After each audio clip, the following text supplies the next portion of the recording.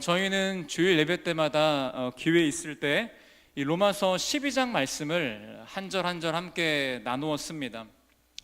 이 로마서 12장 말씀을 간단하게 요약드리면요, 예수님을 믿는 우리들이 어떻게 실제 삶 가운데 살아야 할지에 대한 구체적인 지침이 바로 이 로마서 12장 말씀의 내용이었습니다.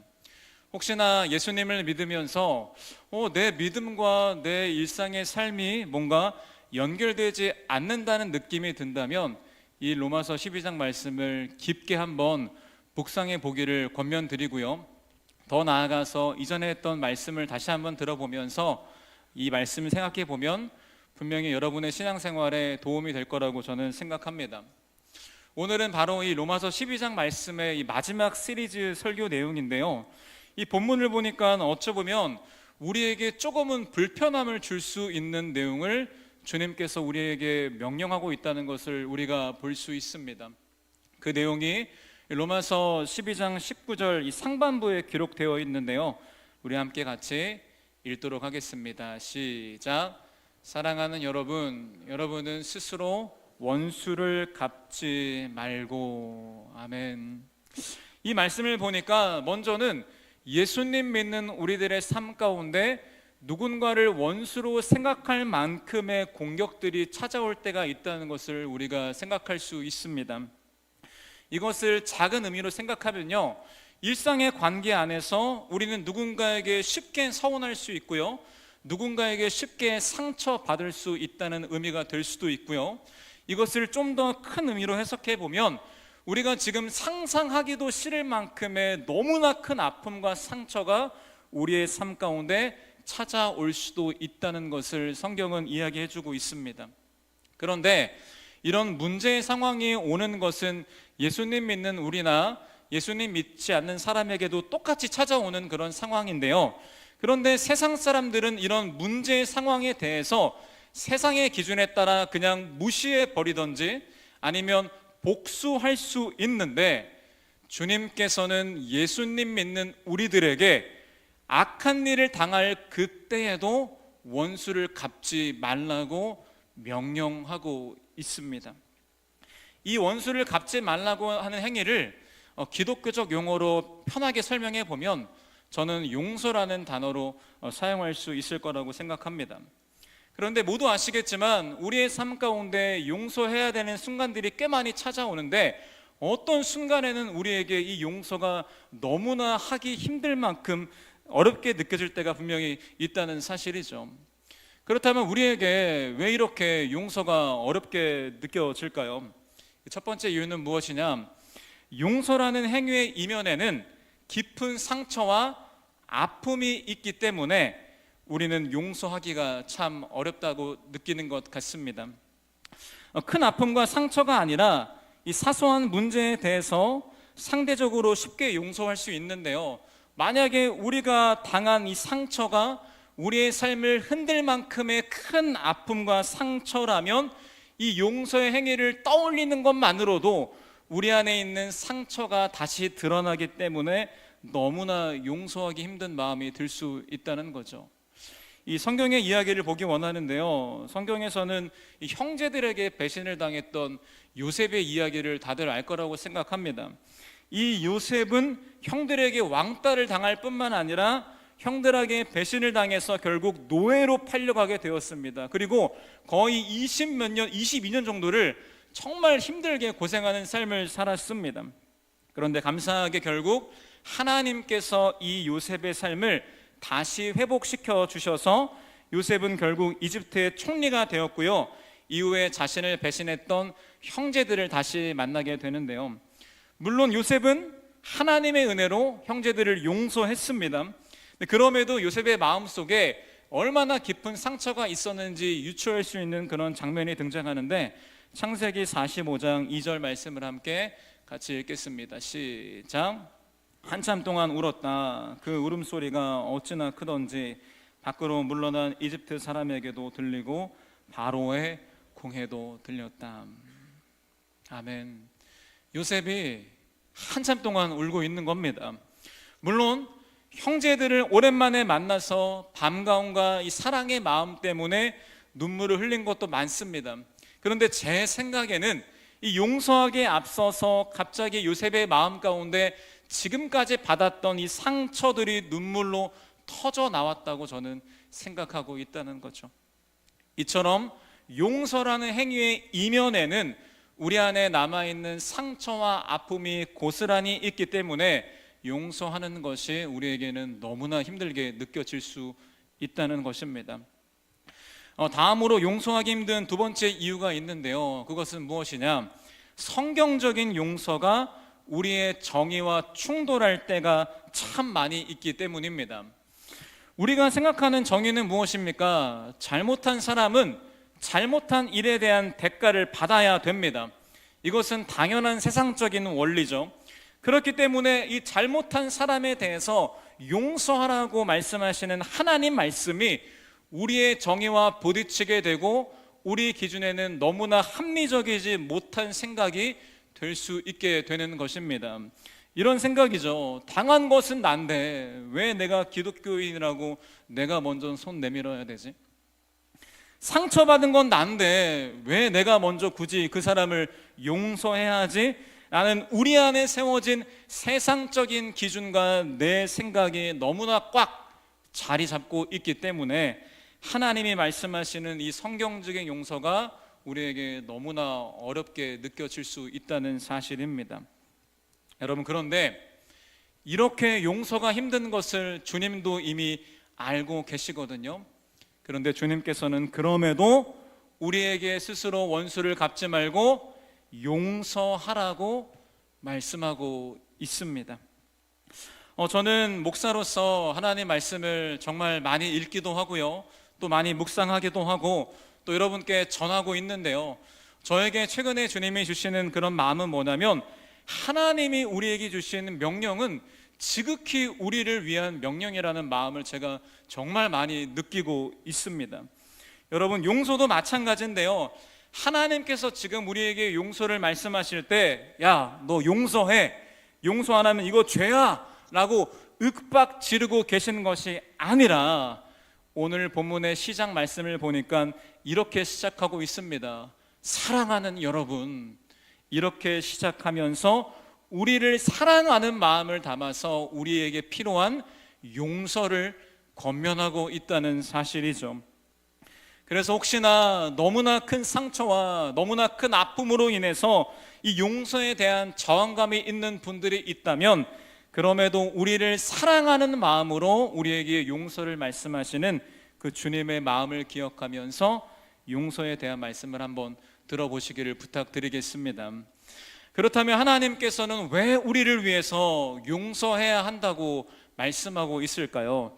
먼저 용서하지 않음은 우리의 삶 가운데 더 큰 악을 불러올 수 있기 때문에 주님께서는 우리에게 용서하라고 말씀하십니다. 죄송한데 제 자막을 보내드렸는데 자막이 하나도 띄어지지 않고 있네요.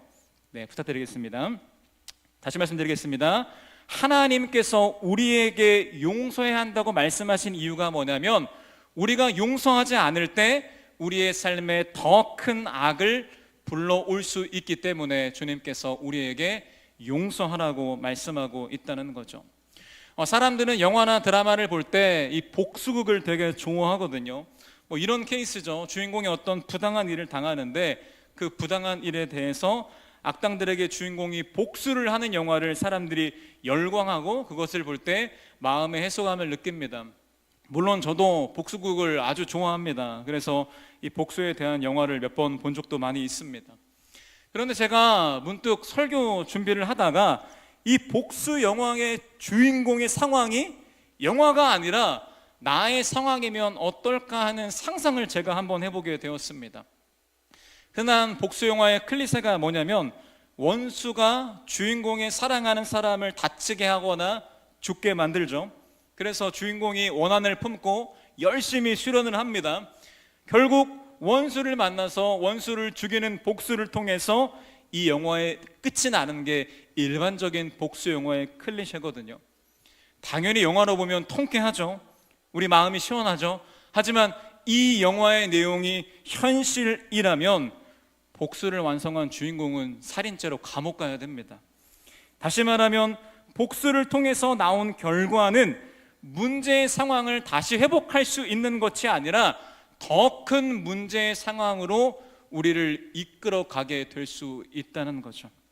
그리고 영화 속의 주인공의 마음을 우리가 잠깐 공감해 보면요, 복수만을 위해서 평생의 삶을 살았던 그 주인공의 마음, 과연 행복할 수 있었을까요?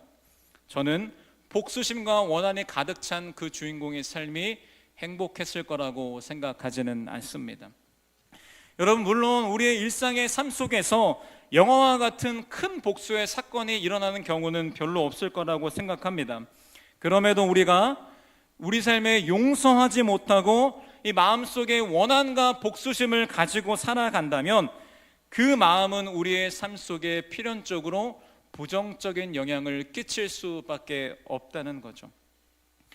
용서하지 못할 때 우리 마음에 생기는 감정을 원한이라는 단어로 표현하거든요. 제가 이 단어의 사전적 의미를 찾아보니까 이렇게 설명하고 있습니다. 억울하고 원통한 일을 당하여 마음속에 깊이 맺힌 분노나 슬픔을 의미하는 단어가 바로 원한이라고 이야기하고 있습니다. 그런데 궁금해서 제가 이 원한이란 단어를 좀 더 문자적으로 공부해 봤는데요, 이 원한이란 단어가 영어로 resentment란 단어를 쓰고 있거든요. 이 단어의 문자적 의미를 보니까 이런 의미를 갖고 있네요. 다시 느끼다라는 의미를 가지고 있습니다. 즉, 문자적인 원한의 의미는 뭐냐면 내 안에 받은 상처가 있는데 이 상처가 아물지 못하도록 계속해서 상처를 들춰내고 되뇌이며 다시 느끼는 것이 바로 원한의 문자적인 의미라는 것입니다. 더 쉽게 설명드리면요, 우리가 넘어지면 무릎에 피가 나겠죠?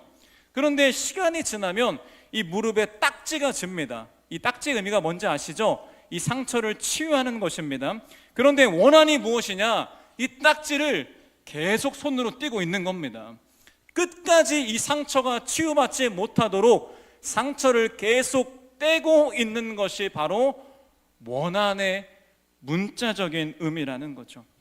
즉, 용서하지 못한 사람의 마음 가운데는 원한의 마음이 생기게 되는데 이 원한의 마음은 상대방이 알아주지도 않을 뿐만 아니라 이 원한의 마음은 결국 내 마음의 상처를 더 심하게 만들어서 역설적으로 용서하지 못한 자신의 삶에 극심한 피해를 끼치게 된다는 사실이죠.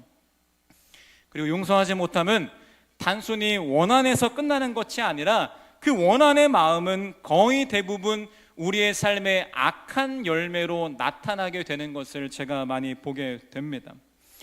실제 저는 많은 상담과 사역을 하면서 많은 사람들을 대면해서 만나는데요, 정말 많은 사람들이 마음에 있는 분노와 복수심으로 인해서 이 삶에 잘못된 열매가 있는 것을 보게 되는데, 그 중에 한 가지 예시를 들면요, 제가 미국에서 공부할 때 이 저희 학교에 잠깐 6개월 정도 공부했던 어떤 어린 신학생 아이가 있었습니다.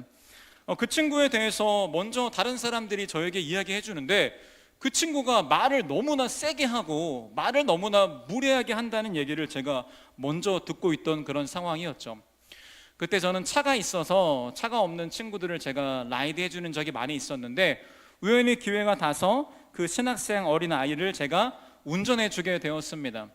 그래서 둘이 이것저것 대화하는데 이 대화를 한 지 얼마 되지도 않았는데 제가 너무나 느낄 만큼 이 아이의 말이 너무나 공격적이고 너무나 세고 너무나 무례하다는 생각이 제가 들었습니다. 저는 궁금해서 그 아이랑 친해지면서 그 친구가 왜 그럴까 하는 그런 궁금증에 의해서 그 친구의 삶의 이야기를 듣게 됐죠. 그 삶을 잠깐 말씀드리면 원래 그 아이는 정말 순전하고 착한 그런 아이였거든요. 근데 어린 시절에 친구들과의 관계 안에서 이 착하다 보니까 무시당한 일들이 너무나 많았습니다. 그로 인해 상처받고 상처받다가 이 아이가 결정한 건 무엇이냐? 내가 상처받지 않으려면 내가 저 아이에게 상처를 줘야 한다는 이 잘못된 생각이 머리에 박혀서 그때부터 의도적으로 말을 공격적이고 세게 하는 습관이 들었다는 것입니다. 그리고 심지어 그 아이는 왜 이게 나쁜 건지에 대해서 의아해한다는 표현을 저에게 한 것이 지금도 기억에 납니다. 그런데 저는 삼자의 시선으로 그 아이의 인생을 바라봤을 때 그 아이가 그전보다 사람에게 무시는 좀 덜 받을지언정 모르겠지만 이 말을 나쁘게 하는 삶의 열매를 통해서 많은 사람들이 그 친구와의 관계를 기피하는 것을 보게 되고요, 오히려 그 친구를 통해서 많은 사람들이 상처를 받게 되며 오히려 그 원한의 마음이 이 아이에게 더 악한 열매로 맺히게 되는 것을 제가 보게 되었다는 것입니다. 여러분, 그리고 원한으로 인한 이런 삶의 열매 말고 만약에 우리가 그 원한에 대해서 내가 당한 것 이상으로 상대방에게 더 복수했다고 하더라도 과연 그것이 우리의 마음에 완전한 해소를 줄 수 있을까요? 일시적인 감정의 해소는 줄 수 있습니다. 하지만 결코 우리의 삶에 그 복수로 인해서 더 선한 열매가 맺히는 것을 기대할 수는 없을 거라고 생각합니다. 이처럼 용서하지 못하는 마음은 우리의 삶에 원한을 가져다 주고요, 그 원한은 우리의 마음을 파괴할 뿐만 아니라 그 원한은 우리의 삶 가운데 악한 열매를 맺게 합니다. 그리고 복수를 하더라도 복수는 더 큰 악의 열매를 우리의 삶과 세상에 맺게 하기 때문에 하나님께서는 우리가 용서하기 힘듦에도 불구하고 우리에게 용서하라고 사랑으로 명령하고 있다는 것이죠. 다음으로 하나님께서 우리를 위해서 용서하라고 하신 이 두 번째 이유가 있는데요, 용서하지 않음은 우리의 삶의 복음의 능력을 가로막을 수 있기 때문에 하나님은 우리에게 용서하라고 말씀하십니다. 여러분, 기독교에서 믿고 있는 복음, 이게 무엇인지 아십니까? 아주 간단하게 말하면 죄로 인해 죽을 수밖에 없었던 우리의 삶 가운데 찾아온 하나님의 용서, 하나님의 사랑이 바로 복음의 의미입니다. 성경에서는 죄를 짓는 절망적인 우리의 삶의 모습을 이렇게 말해주고 있는데요, 로마서 1장 28절 함께 같이 읽도록 하겠습니다. 시작.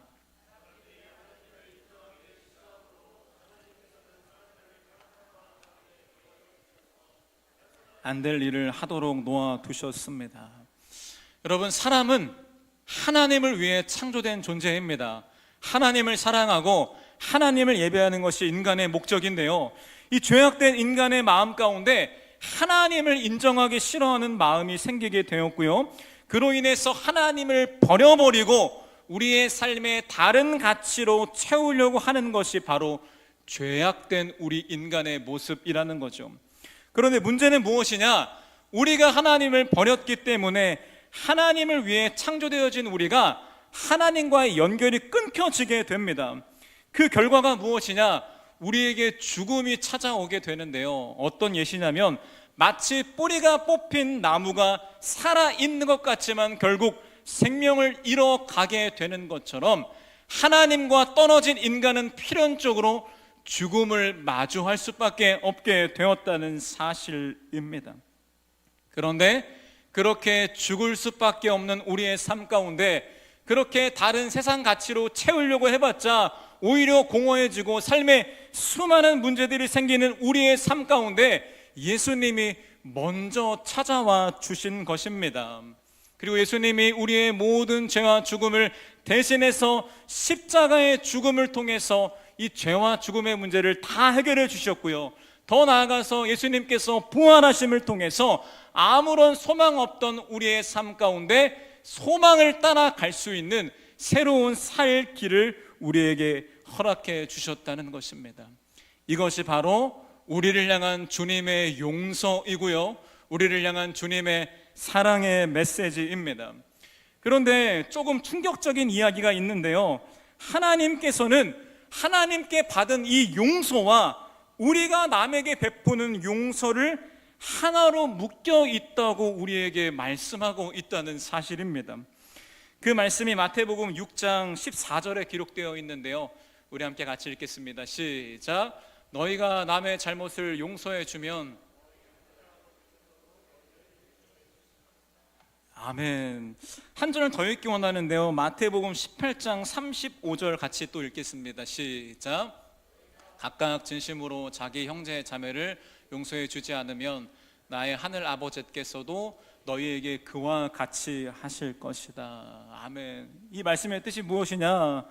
남의 잘못을 우리가 용서해 주면 우리도 하나님의 용서를 경험할 수 있고요, 반대로 우리가 남의 잘못을 용서해 주지 않는다면 하나님께서는 우리를 용서해 주지 않는다고 말하고 있습니다.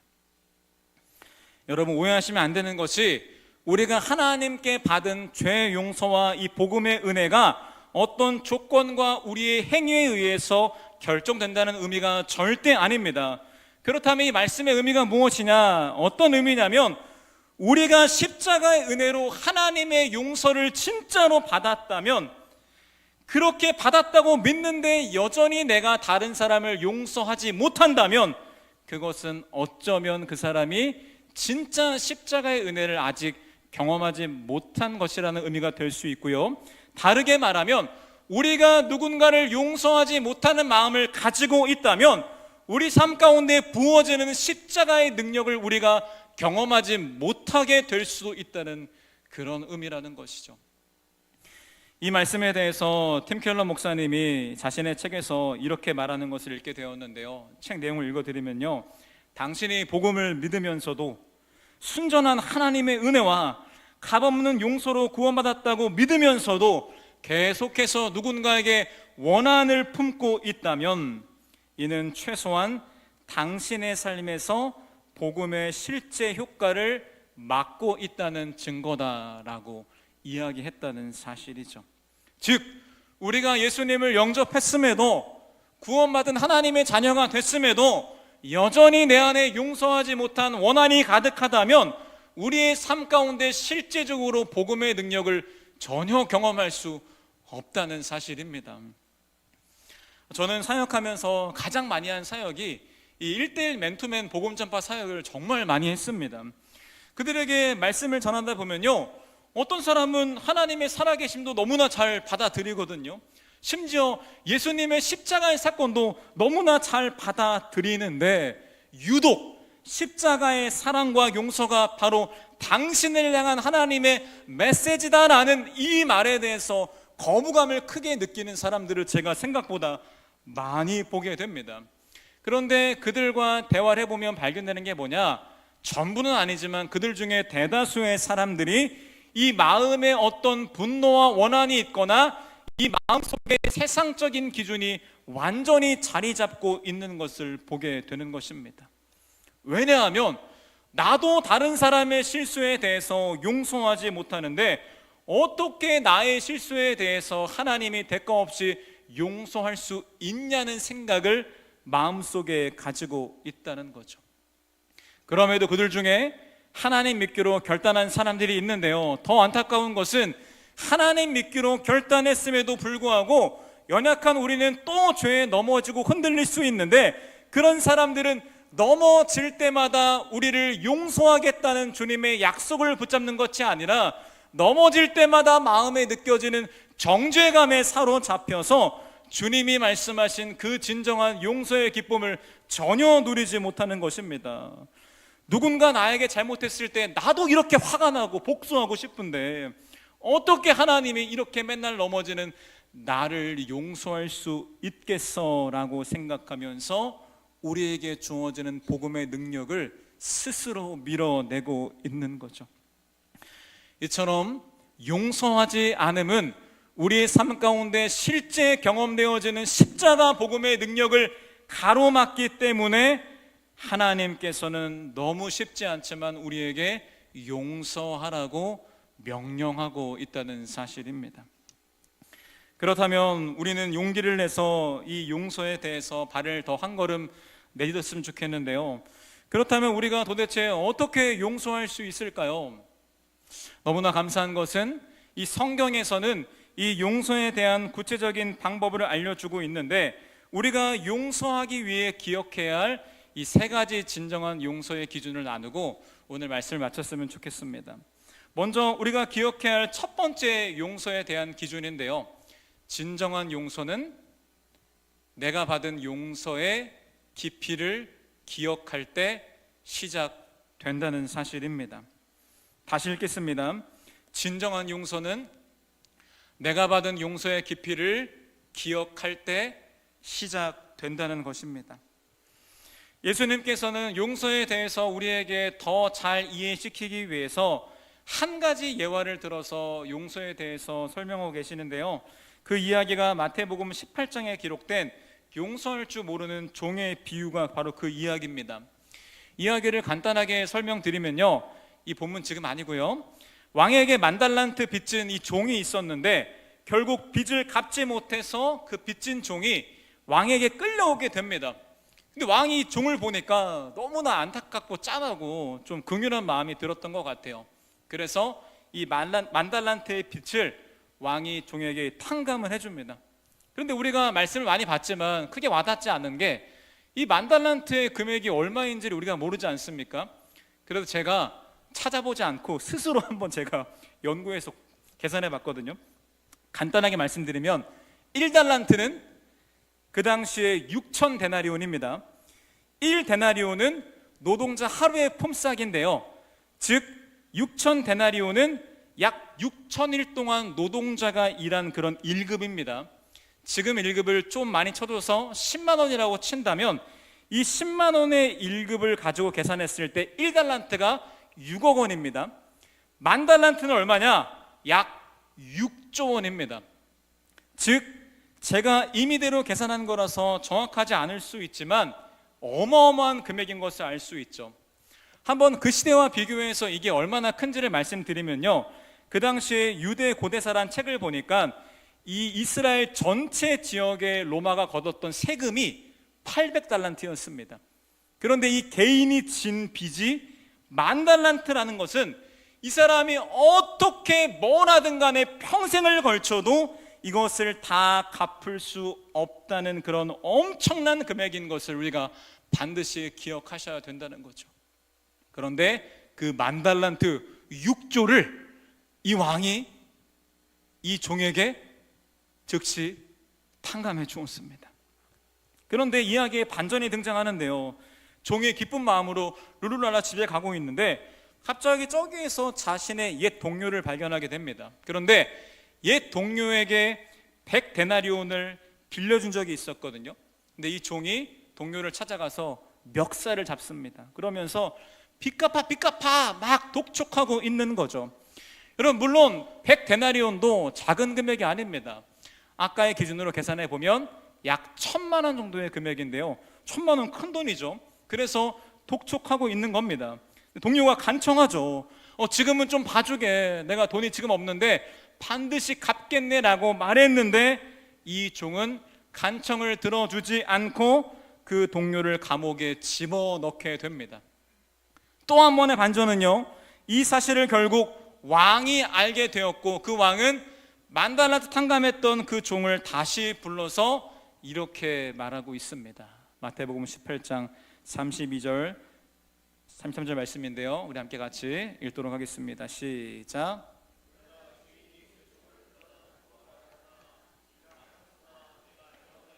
나는 너에게 그 빚을 다 없애 주었다. 내가 너를 불쌍히 여긴 것처럼 너도 내 동료를 불쌍히 여겼어야 할 것이 아니냐. 아멘. 그리고 결국 그 주인은 노하면서 그 종을 형무소에 넘기게 되고 빚진 것을 다 갚을 때까지 감옥에 가두게 했다는 이야기가 바로 이 종에 대한 이야기였습니다. 여러분, 이야기 속에서 종이 한 가장 큰 잘못은 무엇인지 아십니까? 그것은 바로 자신이 용서받았던 이 10,000달란트의 은혜의 깊이를 완전히 잊고 있었다는 것입니다.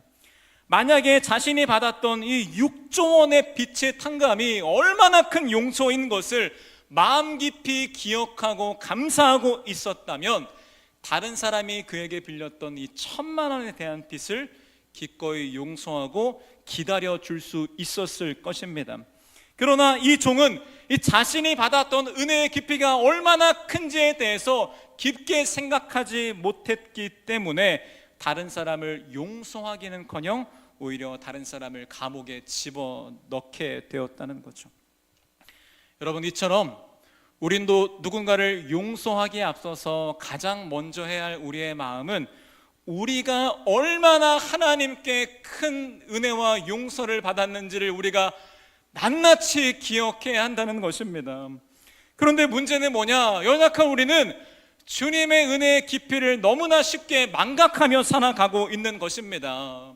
너무나 바쁜 세상의 삶 때문에, 그리고 너무나 많이 들어서 정말 익숙해져 버린 이 복음의 이야기 때문에 어느 순간부터 이 복음의 이야기가 우리의 마음 가운데 그렇게 깊게 와닿지 않게 되는 것이죠.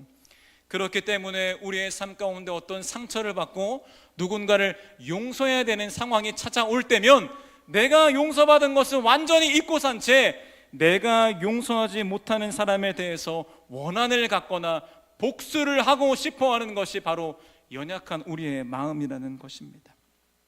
그러나 우리가 만약에 우리가 받은 주님의 그 은혜, 주님의 용서의 깊이를 날마다 기억하며 주님께 감사드린다면 우리는 우리의 삶 가운데 누군가를 용서의 순간이 찾아왔을 때 더 기꺼이 용서할 수 있게 된다는 것이죠. 그렇다면 우리가 주님께 받은 용서가 얼마나 큰지 우리가 어떻게 알 수 있을까요? 주님의 용서의 깊이를 아는 방법은 무엇이냐?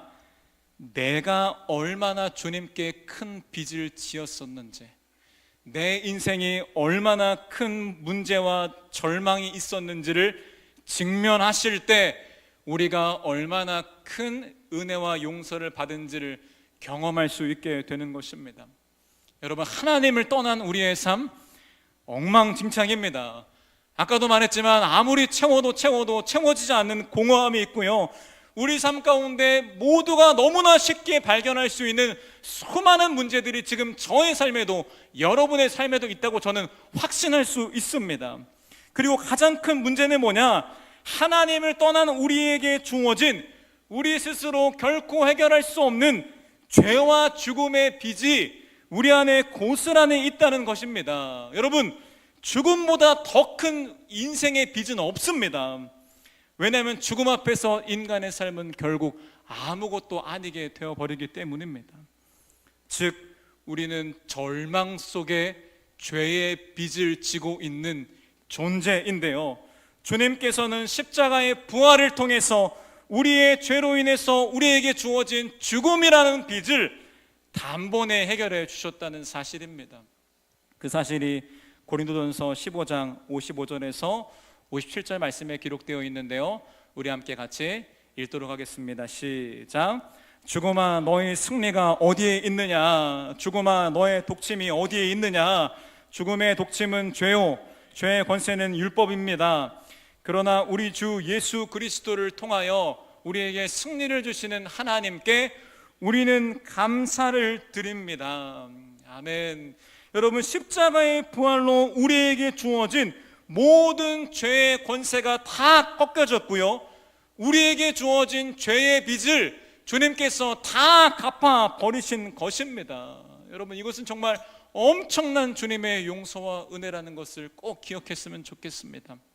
그런데 주님의 용서는 이게 끝이 아니라요, 우리의 지금의 삶에서도 계속해서 주님의 용서가 발동되고 있는데요, 우리는 주님께 구원받은 주님의 자녀라고 하지만 여전히 매일의 삶 가운데 너무나 많은 죄를 짓습니다. 틈만 나면 주님 잊고 살고요, 틈만 나면 주님 의심하고요, 틈만 나면 주님 협박하고요, 틈만 나면 주님이 아닌 세상적인 욕망의 가치를 따라 살아가고 싶은 것이 바로 우리의 모습입니다.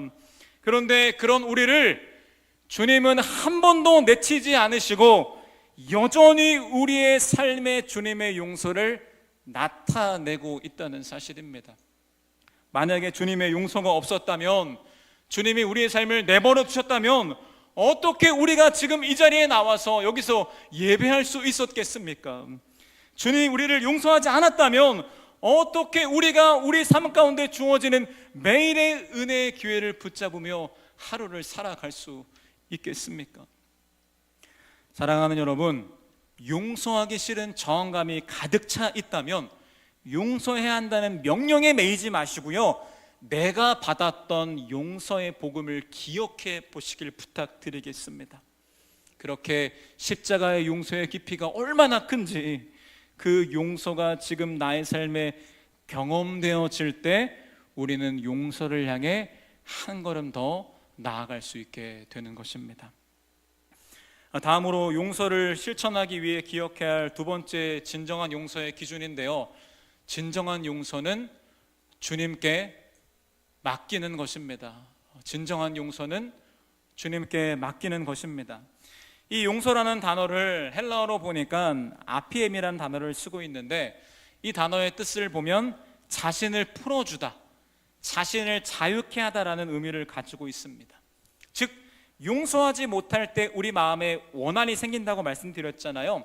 근데 용서가 무엇이냐? 이 원한과 부정적인 마음을 놓아주면서 자유케 되는 것이 바로 용서의 의미라는 것입니다. 그렇다면 우리가 어떻게 이 원한을 놓아줄 수 있을까요?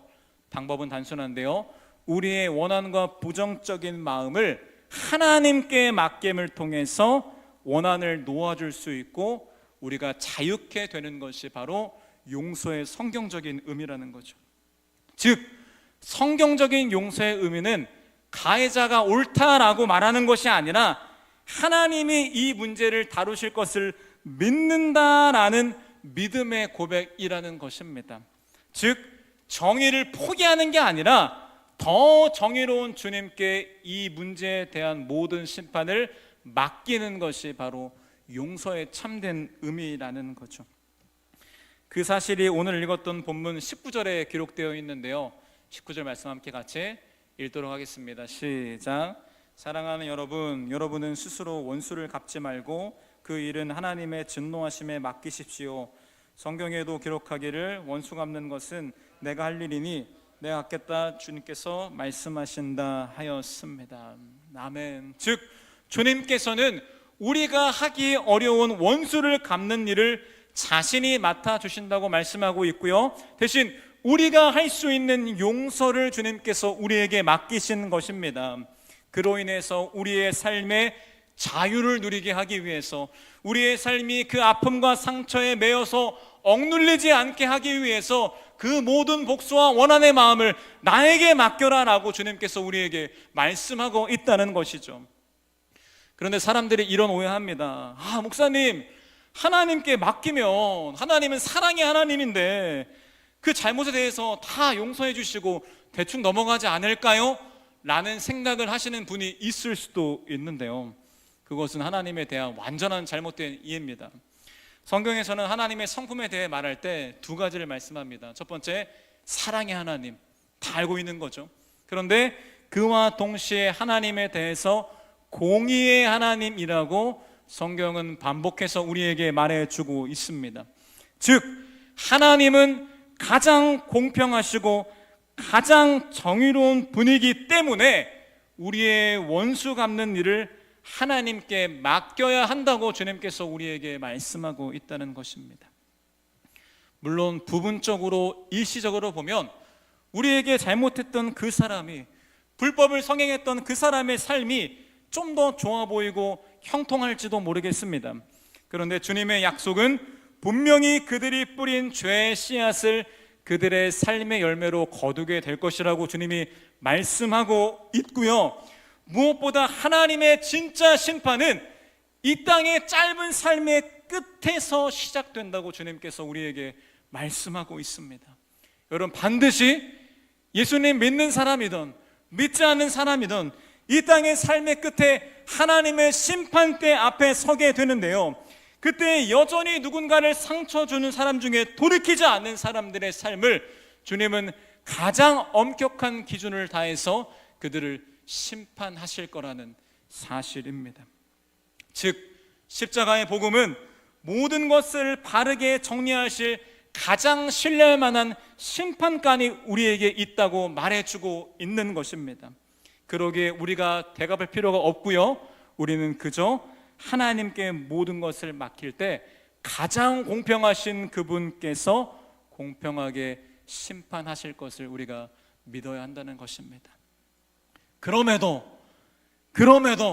우리가 주님께 맡기지 못하고 기어이 그 잘못에 대해서 내가 심판하고 복수하려고 한다면 그것은 어쩌면 하나님에 대한 불신의 문제일 수도 있습니다. 그리고 어쩌면 주님의 판단보다 내 판단이 더 낫다고 생각하는 이 교만의 문제가 될 수도 있다는 사실입니다. 사랑하는 여러분, 우리보다 더 우리를 사랑하시는 주님, 우리보다 더 공평하시고 의로우신 주님께 우리의 아픔뿐만 아니라 우리의 모든 원수 갚는 일 또한 하나님께 맡기시기를 부탁드리겠습니다. 그렇게 주님께 모든 것을 맡길 때 우리는 용서를 통해서 참된 자유를 경험할 수 있을 것입니다. 마지막으로 용서하기 위해 기억해야 할 세 번째 진정한 용서의 기준인데요, 진정한 용서는 선으로 악을 이기는 것입니다. 진정한 용서는 선으로 악을 이기는 것이다. 그 사실이 오늘 본문 20절과 21절에 기록되어 있습니다. 함께 같이 말씀 읽도록 하겠습니다. 시작.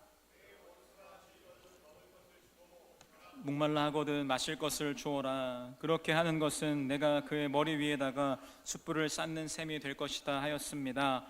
악에게 지지 말고 선으로 악을 이기십시오. 아멘. 그런데 우리 안에 이런 마음이 들 수 있죠. 내가 잘못했던 사람들을 마음으로 용서할 수 있고 복수를 주님께 맡기는 것까지는 하겠는데 어떻게 나를 힘들게 했던 그 사람에게 내가 선한 일을 행할 수 있겠습니까? 라는 마음이 분명히 우리 안에 들 수 있습니다.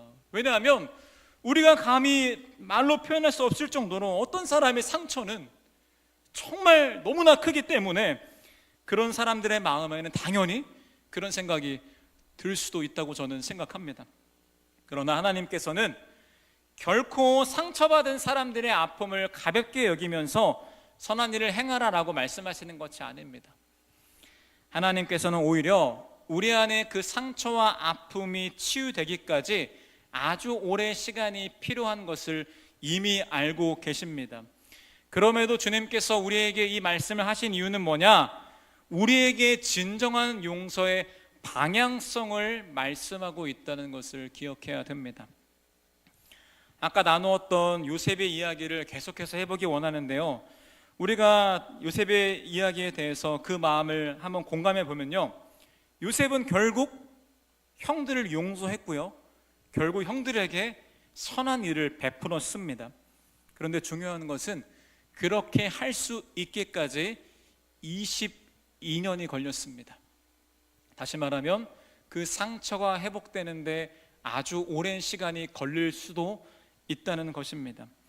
그런데 재미있는 것은 요셉이 그 오랜 시간 동안 형들의 받은 상처와 수많은 어려움 속에서 했던 한 가지의 일이 있는데요, 그것은 뭐냐면 주님과 동행하는 일을 했다는 사실입니다.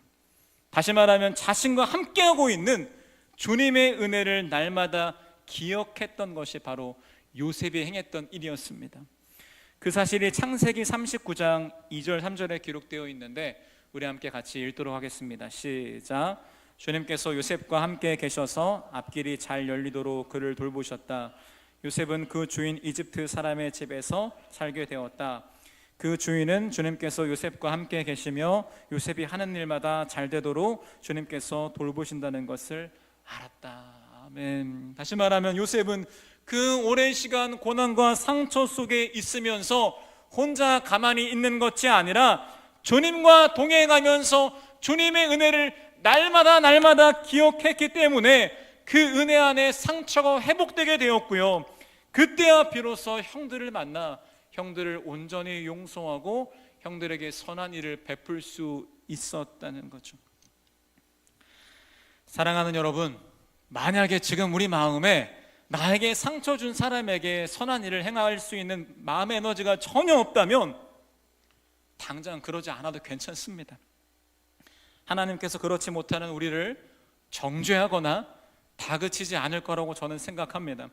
그럼에도 결국 주님께서 우리를 인도하기 원하는 그 삶의 방향은 진정한 용서를 통해서 악을 선으로 이기는 사실이라는 것을 마음 깊이 꼭 기억했으면 좋겠습니다. 왜냐하면 예수님께서는 우리가 예수님을 닮아가는 삶을 살아가는 것이 가장 우리를 향한 주님의 계획이신데, 예수님이야말로 선으로 악을 이기신 분이기 때문에 우리에게 선으로 악을 이기는 삶을 살라고 우리의 삶을 인도하고 있다는 거죠. 예수님은 사탄의 수많은 악행과 이 죄로 물들어버린 세상을 구원하기 위해서 악을 악으로 갚지 않으시고 자신이 친히 십자가에 죽으시는 사랑의 희생을 통해서 모든 악을 이기셨습니다. 그리고 악을 선으로 이기셨던 그 십자가 때문에 우리가 구원받게 되고 우리가 하나님의 자녀로 살아갈 수 있게 되었다는 거죠.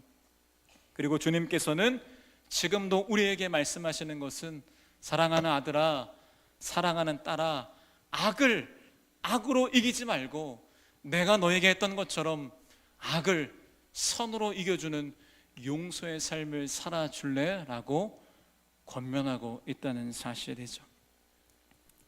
다시 말씀드립니다. 여전히 우리 안에 많은 저항감이 있다면 억지로 섣불리 나를 상처 준 사람에게 선행을 베풀다가 마음에 더 다치지 마시고 먼저 주님의 십자가의 은혜를 더 붙잡으시기를 부탁드립니다.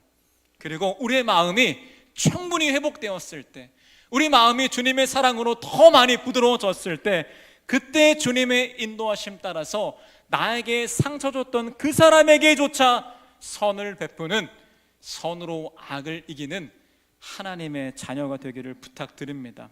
그때 우리를 공격하는 수많은 원수의 악이 여전히 있음에도 불구하고 하나님이 허락하신 선한 능력으로서 그 모든 악을 이겨내는 승리의 삶을 살아갈 수 있게 될 것입니다. 결론의 말씀 드리겠습니다. 사랑하는 여러분, 주님께서는 정말 우리의 마음을 많이 알고 계시거든요. 주님께서는 우리가 용서하기 힘든 것을 이미 알고 있음에도, 그럼에도 우리에게 용서하라고 말씀하고 있습니다. 왜냐하면 우리 마음에 원한이 있다면 우리의 삶에 더 아픔이 찾아오게 되고 우리의 삶 가운데 복음의 능력이 가로막히게 되기 때문에 주님께서는 우리에게 용서하라고 말씀하고 있다는 것이죠. 그래서 그 주님의 사랑의 마음을 기억하면서 우리가 용서하기로 결단하는 시간이 되기를 마음으로 제가 소망합니다. 그리고 무엇보다 용서하기 위해서는 우리를 용서하신 그 주님의 용서의 깊이를 더 많이 묵상하셔야 됩니다. 내 인생에 얼마나 절망 가운데 있었는지, 내 인생에 얼마나 비참한 인생인지를 더 많이 기억할 때 우리를 구원하신, 용서하신 그 주님의 은혜의 깊이를 더 경험할 수 있게 될 것입니다. 그리고 무엇보다 그 모든 아픔과 모든 복수의 마음을 주님께 맡기는 것이 용서입니다. 주님께 다 우리 아픔 토로하면서 그 복수까지도 주님께 맡겨드렸으면 좋겠습니다. 그렇게 우리가 주님의 은혜 안에서 점점 자라가고 우리 마음의 상처가 더 많이 회복될 때 주님께서 우리를 인도하기 원하시는 선으로 악을 이기는 삶을 살아가게 되기를 부탁드리겠습니다. 그때 우리의 삶을 통해서 주님의 사랑과 용서가 흘러가게 될 것입니다. 그리고 우리의 선한 삶을 통해서 하나님이 영광 받는 가장 아름다운 삶을 우리 모두가 살아가게 될 것입니다. 말씀을 기억하며 찬양했으면 좋겠는데요, 결국 우리가 용서로 나아가기 위해서는 우리가 얼마나 큰 용서를 받았는지 우리의 연약함을 기억하셔야 되고요, 더 나아가서 주님의 마음을 우리가 구할 수 있어야 됩니다. 말씀을 기억하며 이 간절한 마음을 담아서 주님께 이 찬양 올려드리겠습니다. 보소서 주님,